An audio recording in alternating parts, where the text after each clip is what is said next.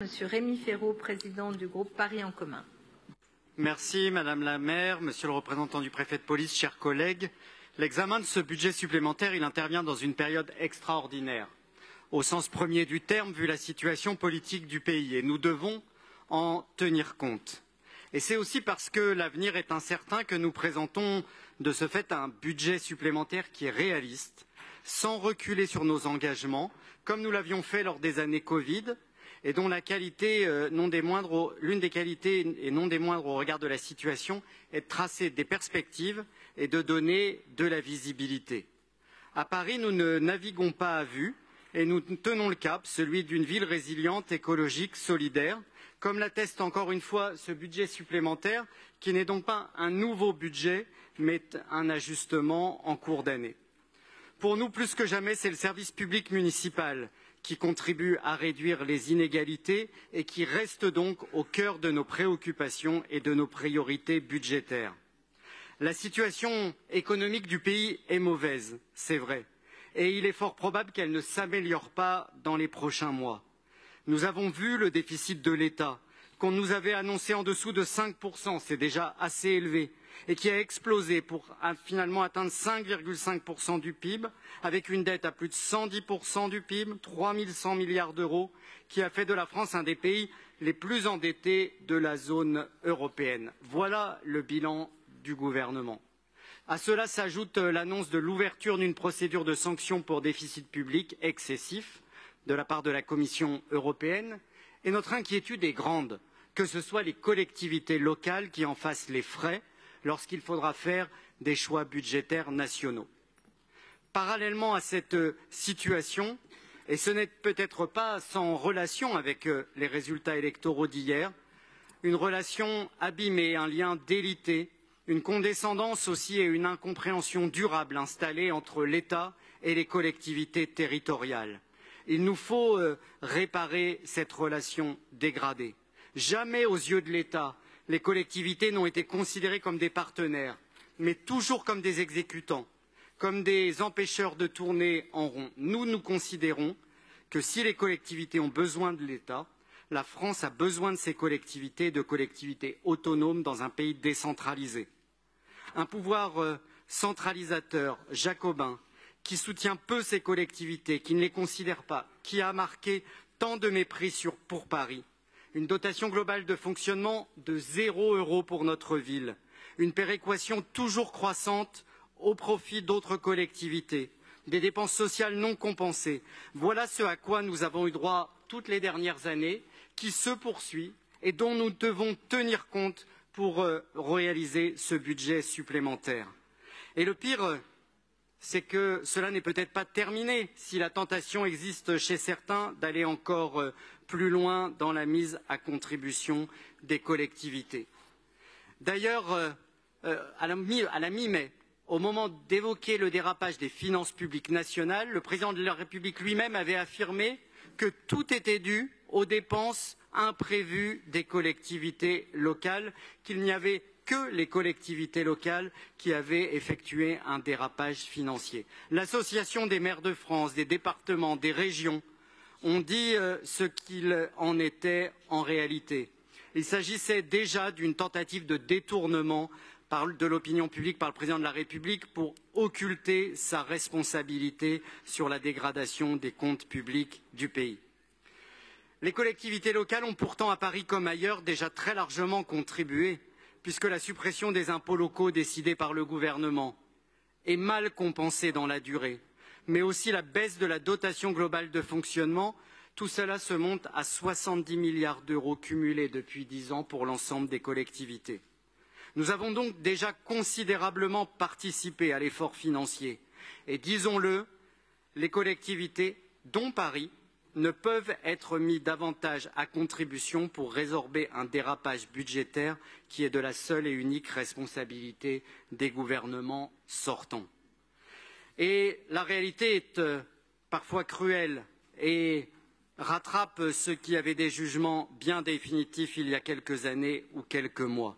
Permettez de relever que les notes des agences de notation, même si elles ne constituent pas pour nous l'alpha et l'oméga d'une gestion municipale, ont été maintenus à la meilleure note possible pour la ville de Paris, alors que quelques jours plus tard, les agences adressaient un carton jaune au gouvernement. Quelle fut ma surprise de ne pas entendre de réaction de Madame Dati, qui a pourtant, comme le disait Yann Brossat tout à l'heure, parfois la langue bien pendue. Aucune réaction de Madame Dati ni du groupe Changer Paris à ce sujet de dégradation de la note de l'État. Et eux qui pourtant sont toujours si prompts à s'exprimer sur les finances de la municipalité, à nous faire des procès en mauvaise gestion quand ça n'est pas en illégitimité. Rappelons-nous que le groupe Changer Paris de Madame Dati a même contesté à plusieurs reprises nos comptes auprès du préfet du tribunal administratif, sans succès évidemment, allant même jusqu'à demander la mise sous tutelle de Paris. Manque de chance, c'est le gouvernement de la même Madame Dati qui, il y a quelques semaines, a vu la note de la France dégradée. Mais ce n'est pas tout, parce que parallèlement, notre pays et Paris n'échappent pas à la règle, qui est celle d'une crise immobilière persistante, considérable, comme s'accorde à le dénoncer l'ensemble des observateurs et des professionnels. Cette crise, couplée à des taux d'emprunt particulièrement élevés, à une baisse importante du nombre de prêts accordés par les banques, a provoqué une baisse drastique des ventes. Ce qui entraîne, c'est vrai, pour toutes les collectivités, pas seulement Paris, une baisse des droits de mutation à titre onéreux, dont l'ampleur est tout à fait historique. Et face à cette crise, qui est une crise nationale, la réponse du gouvernement est restée invariable. Ne rien faire, ne pas intervenir, laisser le temps passer, la crise s'enliser, jusqu'à un projet de loi du ministre Kasbarian, projet de loi qui a été dissous en même temps que l'Assemblée nationale. Quelle irresponsabilité! Et pourtant, que n'avons-nous pas entendu de la part de l'opposition lorsque nous avons augmenté la taxe foncière? Nous étions de mauvais gestionnaires, imprévoyants, dispendieux.